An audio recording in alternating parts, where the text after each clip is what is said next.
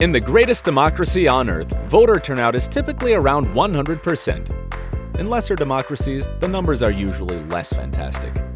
For example, for the US presidential elections, only 57.8% of eligible voters show up.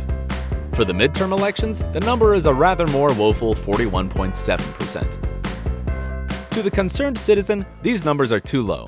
Because, robust voter turnout is fundamental to a healthy democracy, and other cliches. But strangely enough, for economists, these numbers are too high. For economists, the puzzle is not why voter turnout is so low, but why it's so high. That's because to economists, voting is irrational. Irrational in the narrow sense that it fails a simple cost-benefit analysis. The cost of voting exceeds its expected benefit. To see why, let's first look at a simple example of cost-benefit analysis. Say a lottery ticket gives you a 1% chance of winning $500. Then its expected benefit is simply the probability of winning times the value of winning. That's $5. So if the ticket costs $1, the expected benefit exceeds the cost, and it would be rational to buy it. But if it costs $20, the cost exceeds the expected benefit, and it would be irrational to buy it. For voting, the cost-benefit analysis is exactly analogous. We'll start by examining the cost of voting. These days, you can send strangers money and your most intimate pics, all while taking a dump. But voting still isn't that convenient. To vote, you still have to haul your posterior to some polling station, where there might even be a long and painful queue. All of this takes time, and as Mother Teresa once said, time is money. And no, you might even have to pay a little for transport. So, the cost of voting may be small, but it ain't zero. Let's say your time is worth only the US minimum wage, $7.25 an hour. Let's say the polling station is within walking distance, so that you pay nothing for transport. Also, the polling station has no queue. Altogether, voting takes only 10 minutes. Even with these generous assumptions, voting still costs you 1/6 of an hour, times $7.25 an hour, or $1.21. Let's just round down and say that at the very least, the cost of voting is $1. Next, the expected benefit of voting. For some, the point of voting is to fulfill some sacred, mystical, patriotic, civic duty thing. To others, it's to get one of those I voted stickers. To the economist, these are nonsensical reasons for voting. To the economist, the only reason for voting is that your vote might matter. There's a slim chance your vote swings the election result.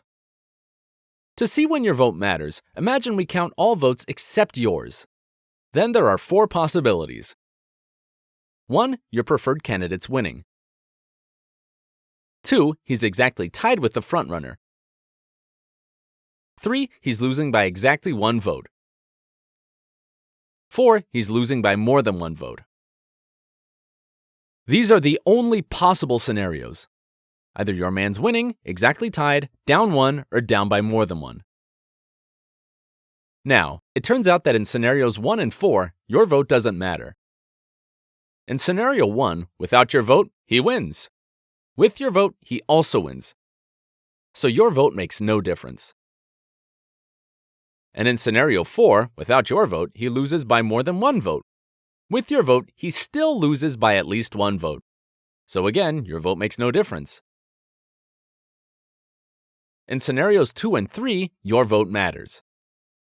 In scenario 2, without your vote, he's exactly tied. Assuming ties are broken by a simple coin flip, this means he has a 50% chance of winning. With your vote, you break the tie and so increase his chances to 100%. And in scenario 3, without your vote, he's down 1, meaning he has 0% chance of winning. With your vote, you create a tie, meaning the election is now decided by a coin flip and you've increased his chances to 50%. Altogether then, your vote matters only if, counting all votes except yours, he's exactly tied or down 1. Now, here's the thing. These scenarios are wildly improbable, especially if there are millions of voters. A study of the 2008 election found that the probability a vote would matter was at most 1 in 10 million in some states. What? But in other states, it was less than 1 in 10 billion. What? Here's another thing. Even when your vote matters, all it does is to increase your man's chances of winning by 50 percentage points. And so, By analogy to our lottery example, the expected benefit of voting equals the probability your vote matters times the value of increasing your man's chances by 50 percentage points. For the probability your vote matters, let's use the high-end figure from the 2008 study. Let's say it's 1 in 10 million. Next, as you know from an earlier video, value is purely subjective and personal. So, imagine the devil offers to increase your man's chances of winning by 50 percentage points. What would you be willing and able to pay for this offer? This figure is the value you place on increasing your man's chances by 50 percentage points. If you're like most people, the figure is probably fairly modest. Maybe 1K, or maybe even 10K tops. But let's exaggerate and say that to increase your man's chances by 50 percentage points, you're willing and able to pay an incredible $1 million. What? Now, even with this incredible figure, the expected benefit of voting still works out to be only 1 in 10 million. Times $1 million, or 10 cents. That's less than the cost of voting, which we said is at least $1. And here we've clinched the argument. The cost of voting exceeds its expected benefit. Therefore, voting is irrational. Very nice. Why then do people vote? Are they simply stupid? Or are there flaws in our argument? In the next video, we'll look at various explanations.